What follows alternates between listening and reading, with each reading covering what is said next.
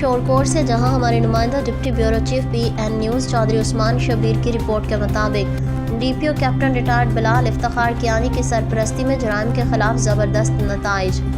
माह फरवरी में 5 चोर और डकैत गैंग के 14 मेंबरान गिरफ्तार। 39 लाख से ज़ायद माल मसरूक़ा बरामद। माह फरवरी में 153 इश्तिहारी मुजरिमान जबकि 51 अदालती मफरूरान गिरफ्तार किए गए। 101 मंशियात फरोशों को गिरफ्तार करके 23 किलोग्राम चर्स, 1529 लीटर शराब, 13 किलोग्राम हीरोइन और 3 चालू भट्टियां बरामद की गईं। 73 गैर कानूनी असलहा बरदारों को गिरफ्तार करके भारी तादाद में असलहा बरामद किया गया।